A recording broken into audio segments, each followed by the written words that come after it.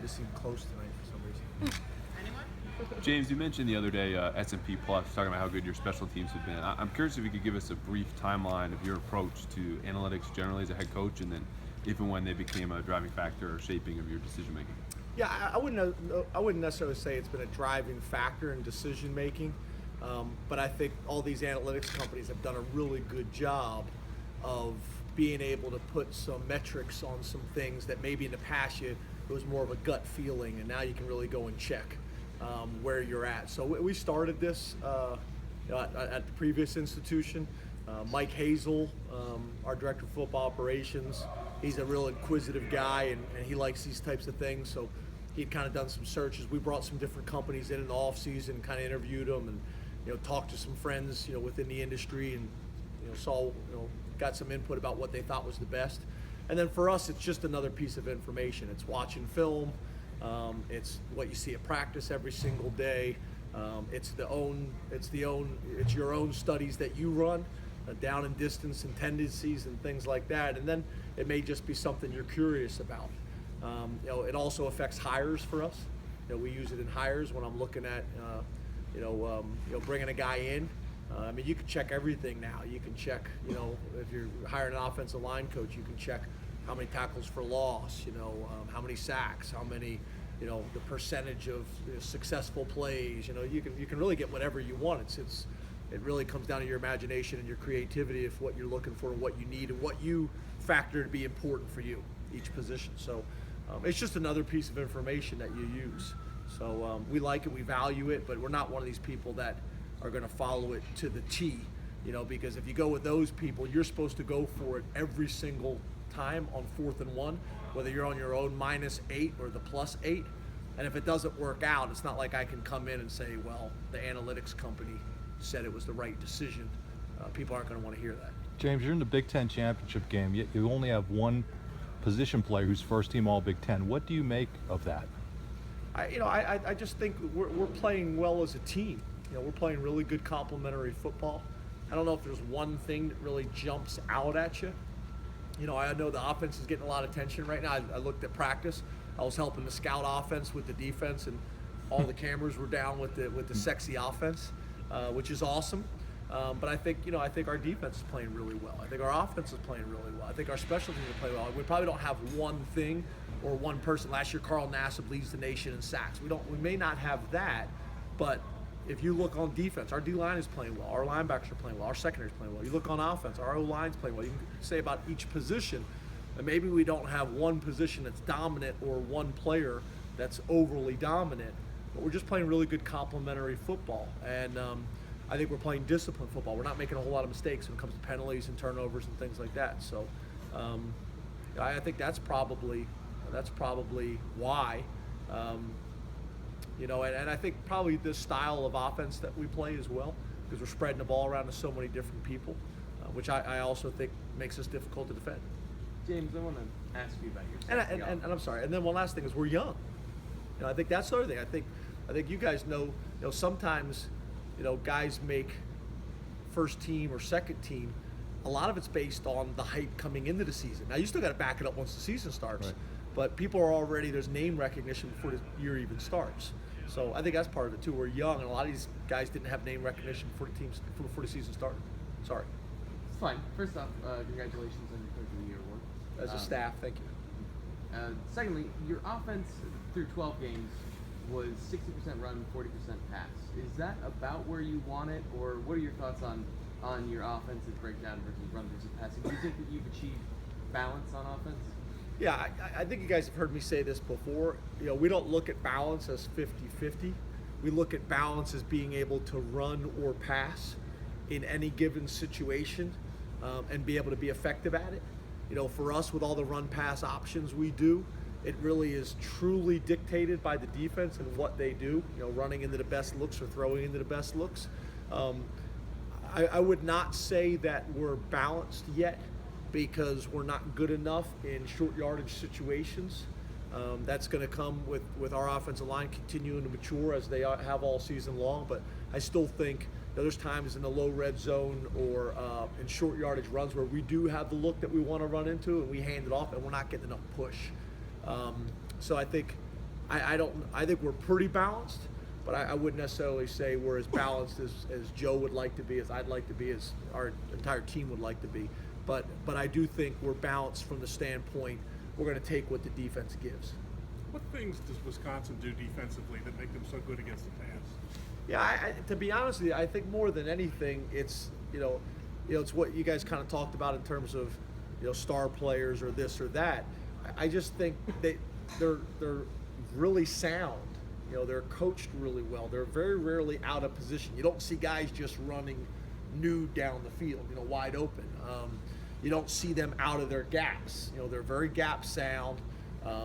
They do just enough, not too much. They do just enough to keep you honest, but they do, because they don't do a whole lot, it allows their guys to play fast and play aggressive.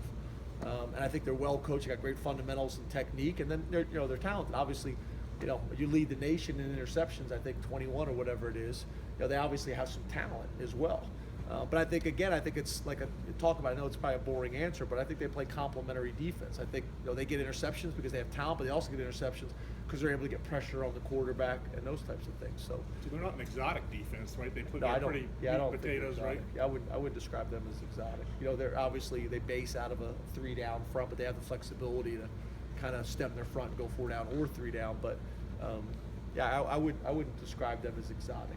Do you think their defensive line is a little bit underrated? I mean, you just kind of mentioned that their interception numbers might be inflated because of the way their deep line is. Yeah, I think that's always the case. I mean, the best the best friend of a defensive back is a defensive lineman that can rush the quarterback. I mean, you bring defensive linemen in on official visits. The DBs should be begging to host them and make sure they get a great trip because they're going to make their lives easier for the rest of their careers. So, yeah, I think whenever you lead the nation in interceptions, they're not doing it on their own. I think the linebackers are the strength. I think the secondary is pretty good too. I think the D line is pretty good, but I think the linebackers are what make them go. Not just from a production standpoint, but from a leadership standpoint. They got some guys that played a lot of football for them, been very productive. Hey James, I saw you coaching up the scout team there. So what's the coach of the year like best about coaching? Coaching, when you become a head coach,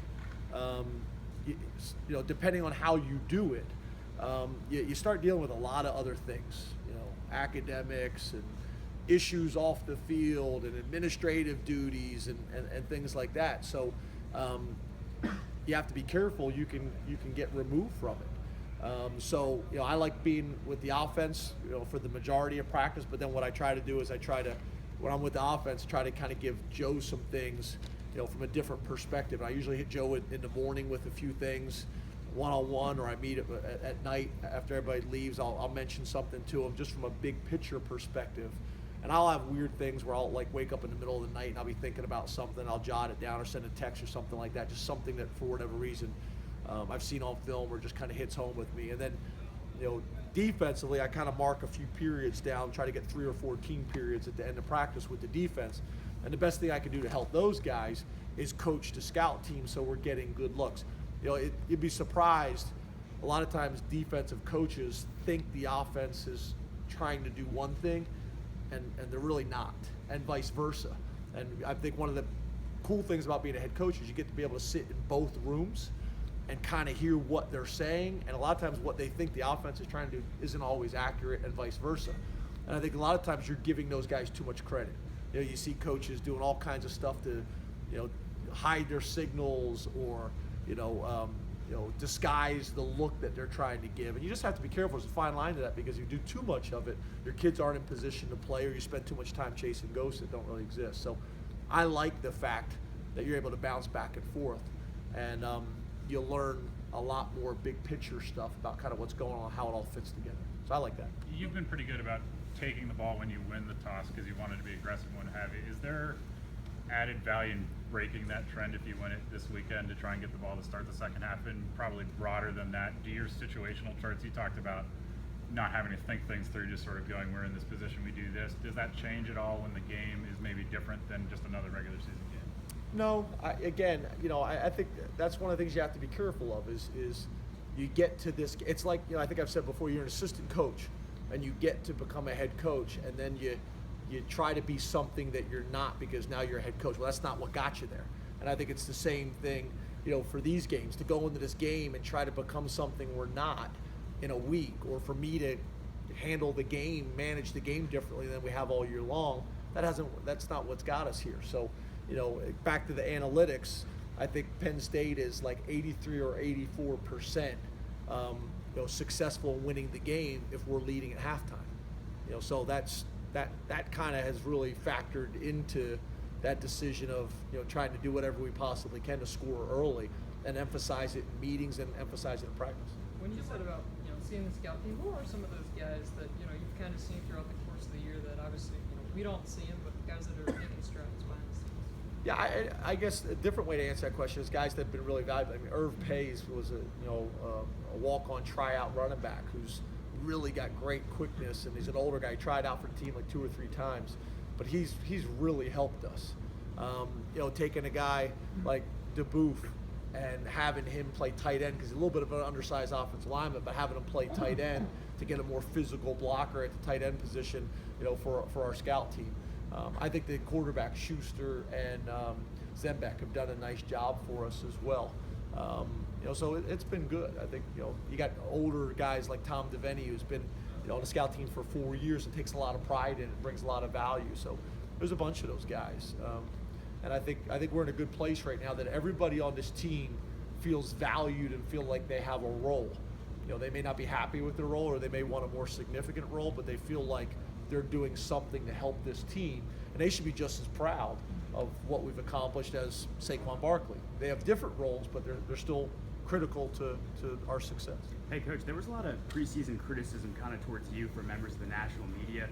Now that your team's in the Big Ten title game, you have that Coach of the Year award. Is there any satisfaction on your end, kind of proving them wrong? No. I'd like to talk about Wisconsin. I'd like to talk about Wisconsin. I'd like to talk about the team. I'd like to not talk about past negativity, because it'll come back. It'll be back again at some point. I'd like to just focus on Wisconsin and our kids and what we're doing, not stuff that happened in preseason. James, with the scout team, have you guys been using different players to imitate Houston and Winslow? I'm sorry? Have you guys been using different people on the scout team to imitate Houston and Winslow?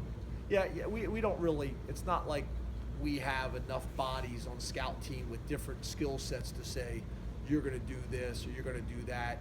I think I said to you guys before earlier in the season, if we had somebody that could, imitate one of those guys that well, they wouldn't be on scout team, most likely. So, we just trying to get the best look we possibly can. More than anything, it's not really matching talent for talent. It's trying to get them looks that they're going to see, shifts and motions, and it be clean the way it's going to happen, and pass routes and combinations that they're going to see to prepare them for the game, rather than trying to say we're going to match talent for talent. We're not really at that point yet.